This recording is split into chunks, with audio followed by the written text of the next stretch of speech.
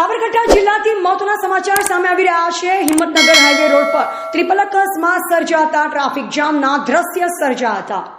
Scorpio car Activa અને ડમ્પરના વચ્ચે સર્જાતો અકસ્માત। રોડના નવીનીકરણ કામકાજને લઈ હાઈવે રોડ વન વે કરવામાં આવ્યો હોવાને લઈ અકસ્માત સર્જાતો। સરકાર દ્વારા માર્ગ સલામતના પ્રોગ્રામ બધા ચોપડે ગુલાટીઓ મારતા હોય તેમ દેખાઈ રહ્યું છે।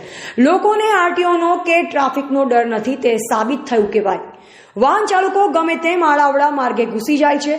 ટેસ્ટ આપ્યા વગર ડાયરેક્ટ પાસ કરેલા લાયસન્સ ધારકોને વાહનનું સ્ટેરિંગ આપી દેવામાં આવે છે। કાયદાનું કોઈ પણ જાતનું ભાન રહેતું નથી। હિંમતનગર ઈડર હાઈવે રોડ હોવાના કારણે અવારનવાર અકસ્માતની ઘટનાઓ બનતી જાય છે। લોકોને જીવ ગુમાવવાનો વારો આવે છે।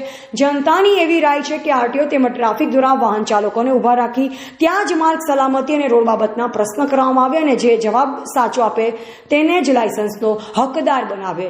બાકી ડાયરેક્ટ એ લોકોને પરીક્ષામાં પાસ કરી દેવામાં આવે છે। જે લોકોને 250 પર જેટલા પ્રશ્નના જવાબોની ખબર નથી તેઓ ડ્રાઇવિંગ કરતા હોય તો આગળ જતા વાહનની સ્પીડ કેટલી હોય, પોતાની સ્પીડ કેટલી રાખવી જોઈએ, ઝેબ્રા ક્રોસિંગ બાબતો શું કરવું જોઈએ, પીળા પટ્ટાનો મિનિંગ શું થાય, હોટલ માટેના બોર્ડ કયા હોય, દવાખાના બાબતના બોર્ડ કયા પ્રકારના હોય, આ બધા જ પ્રશ્ન કરવા જોઈએ। અને વ્યક્તિ જુઓ એમાંથી કંઈ પણ જવાબ ન આપે તો લાયસન્સ ત્યાં જ રદ કરવું જોઈએ।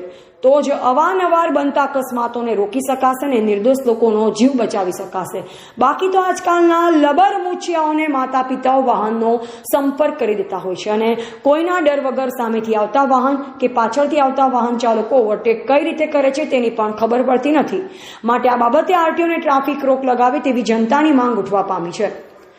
દરામલી નજીક ટ્રિપલ અકસ્માત સર્જાતા હાઈવે રોડ પર ટ્રાફિક જામના દ્રશ્ય સર્જાયા। યોગ્ય બીજી તરફ વાત કરવામાં આવે તો ડમ્પર ચાલક અકસ્માત સર્જી ઘટના સ્થળેથી પલાયન થયું હોવાની માહિતી પ્રાપ્ત થઈ છે।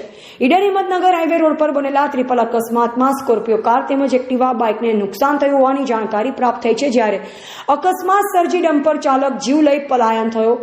આવા અકસ્માત કરનાર લોકોના ડ્રાઇવિંગ લાયસન્સ રદ કરી દેવા જોઈએ તેવી જનતાની માંગ છે।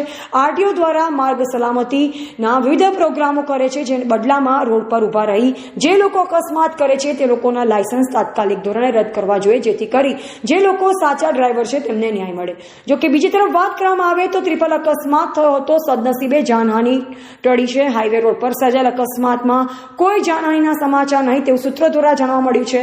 હાઈવે રોડ પર અકસ્માતને લઈ ટ્રાફિક જામ થતા વાહન ચાલકો પરેશાન થયા હતા।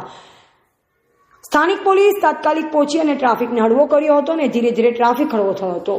એવા રાજકમલસિંહ પરમાર, ભારતની અસ્મિતા, સાબરકાંઠા।